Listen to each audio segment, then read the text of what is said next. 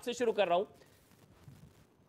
मुझे याद है जब प्रभु राम समुद्र से रास्ता मांगते हैं, जब लंका पर चढ़ाई करनी होती है तो एक चौपाई होती है कि बिने न मानी जलिधि जड़ गए 3 दिन बीत, बोले राम सकोप तब भय बिन होए ना प्रीत।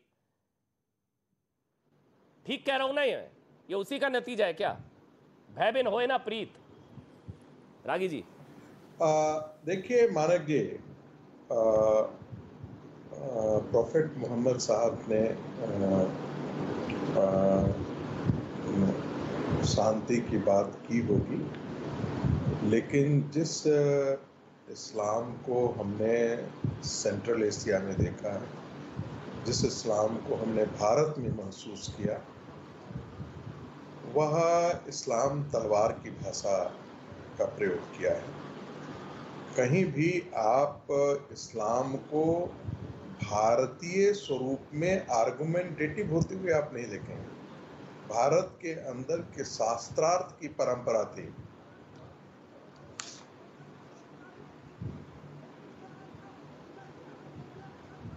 अरे सर आप सुने तो सही, मैंने तो रहमान बोलने तो दीजिए, अभी तो उन्होंने बोलना ही शुरू ही किया, आप शुरुआत में ही घबरा गए। बोलने तो दीजिए, आप भी बोलिएगा। मोहम्मद ने 1400 साल पहले हमको पढ़ाया सिखाया, वो हम जानते हैं। आपका सवाल आपको क्या किया गया है? प्रभु श्री राम ने समंदर से रास्ता मांगा, उस पर सवाल किया गया है। आप पहुंच गए सऊदी अरेबिया और प्रॉफेट मोहम्मद के ऊपर। अब आप तो नहीं आप यदि खत्म कर ले, कहाँ जाएंगे कहाँ नहीं। मैंने जी बोलने दीजिए, शुरुआत हुई है अभी तो डिबेट शुरू हुई है, सबकी बारी आएगी सर, आपको भी मौका दूंगा। कोई आपके बीच में नहीं बोलेगा। मैंने तो बहुत रहमान, कोई आपके बीच में नहीं बोलेगा, एक एक करके बोलते हैं। मैंने तो प्रॉफेट मोहम्मद, मैंने तो प्रॉफेट के लिए बहुत सम्मान की बात कही है। मैंने जो दंगाई मुसलमान है उनको उनसे अलग करते हुए बात की है, तो इसमें तो कोई आपत्ति नहीं होनी चाहिए थी, बट फिर भी कोई बात नहीं, आप अपनी जगह अपनी बात कह दीजिएगा। मेरा सिर्फ इतना कहना है, बहुत लिमिटेड पॉइंट कहना है कि 70 साल में एक समाज को समझाने की न कोशिश की गई और न उस समाज ने समझने की कोशिश की। भारत विभाजन के पश्चात भी उसकी मानसिकता में कोई बड़ा व्यापक परिवर्तन नहीं आया। वही लाउड स्पीकर और अजान की जिद जो पहले था, वही उर्दू का जिद पहले की तरफ था, वही विभाजन के पहले के विमर्श, वही पुरानी बातें आ गई। तो मेरा ये कहना है कि ऐसे में मैं ऐसा इसलिए कहता हूं कि दुनिया में कहीं भी आप जाएंगे तो इस्लाम तर्क की भाषा नहीं समझता है। आप उसके साथ तर्क कर नहीं सकते हैं क्योंकि वो विश्वास पर निहित है। विश्वास और तर्क दोनों अलग अलग हैं। जहां पर आप खोज करते हैं, जहां पर आपके पास में सोचने की गुंजाइश है, इस्लाम आपको सोचने की गुंजाइश नहीं देता है। वह एक फिक्स्ड रिलीजन है, जहां पर कहा उसे आप स्वयं उसी रूप में स्वीकार करें और उसी रूप में मानें। लेकिन यहाँ पर तो नतीजा ये है संगीत रागी, लेकिन एक मिनट, लेकिन यहाँ तो स्वतः खुद लाउड स्पीकर हटाए गए हैं। मुस्लिम धर्मगुरुओं ने खुद अपील करी कि भाई सड़कों पर नमाज ना पढ़ें, मस्जिदों से स्वतः लाउड स्पीकर हटाए जा रहे हैं। एक पत्थर नहीं चला उत्तर प्रदेश में, कोई दंगा नहीं हुआ।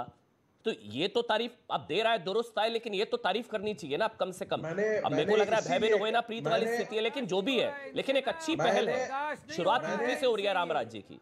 आ रहा हूं अतिकुर रहमान, आ रहा हूं संगीत रागी से सवाल है। हो रहा है ये मैंने इसीलिए कहा कि कल तक जो मौलाना इसी चीज के लिए कह रहे थे कि हम हटाएंगे नहीं, हम तो ऐसा ही करेंगे, हम तो शाहीन बाग ही खड़ा करेंगे, हम तो ये करेंगे ही करेंगे, हम लॉन्ग मार्च करेंगे, हम शॉर्ट मार्च करेंगे। यदि आपने 10 दिन के अंदर ये नहीं किया तो हम बताएंगे कि हम सड़कों पर उतर करके क्या करेंगे। वो सारे विमर्श आज गायब है क्योंकि योगी जी ने उनको उसी की भाषा में उनको समझाने की कोशिश की है। प्यार की भाषा वो नहीं समझते हैं और योगी जी की जो भाषा है बुलडोजर का डर प्यार चलिए है, उसके जवाब ले लेते हैं। भाषा अलग है। चलिए डर सही, भय सही, जो भी है, शुरुआत अच्छी है। दंगा नहीं, पत्थर नहीं, लाउड आवाज नहीं, लाउड आजान नहीं, सड़क पर नमाज नहीं, कुछ भी नहीं, ये कुछ भी है।